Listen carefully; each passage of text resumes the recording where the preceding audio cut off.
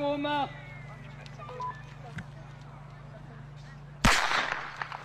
Les gars.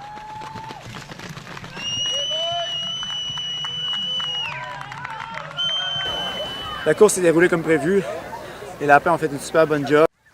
56, 57, 58, allez, let's go! Puis en plus, j'ai eu Isaac de Seattle là, qui est venu et qui s'est mis devant moi. Fait que j'avais comme 3 personnes devant moi. C'était parfait. Puis, tu sais, à un tour de la fin, un peu moins d'un tour de la fin, je passais à l'avant, j'ai essayé de pousser tout ce que je pouvais. Jusqu'à la ligne, j'ai donné mon 100%.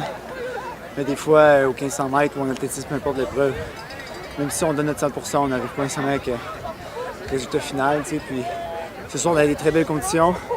J'avais des bons rabbits, mais tu sais, d'avoir juste une seule personne en opposition, des fois, c'est ça qui manque pour faire un bon temps. Puis, des fois, dans ma vie où j'ai couru 3,36 ou en bas, c'était dans une Diamond League où j'avais un peloton d'Européens, des Kenyans, des Éthiopiens devant moi pour me tirer. Donc, c'est deux situations complètement différentes.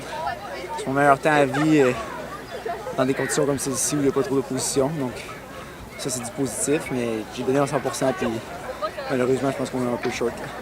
Puis, c'est quoi la suite des choses pour votre équipe? Est-ce que tu le sais ou vous allez prendre le temps peut-être d'organiser quelque chose dans les prochains jours? On va voir si on va y aller quelque chose dans les prochains jours. Mais je pense que les conditions de ce soir, sans gros peloton, ça va être dur à reproduire. J'ai une course de prévue samedi 22 en Belgique. Je pense que là-bas, ça va être des très belles conditions, comme avec une belle position.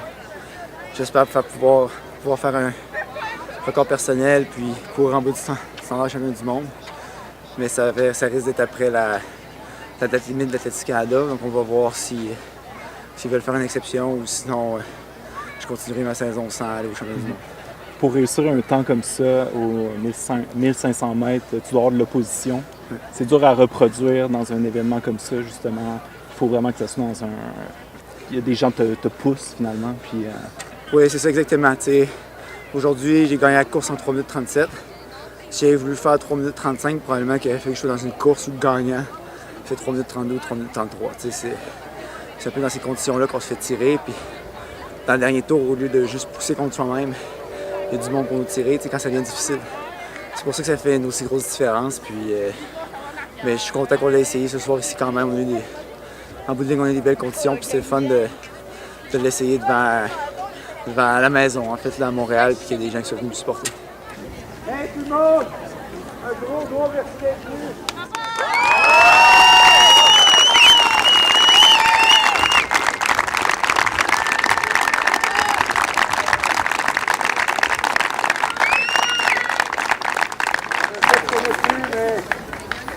Malheureusement, on est un peu short, mais c'est pas terminé. Il reste encore du temps, mais au moins j'ai une belle opportunité ce soir, puis il va beaucoup aider, donc merci à tous les deux.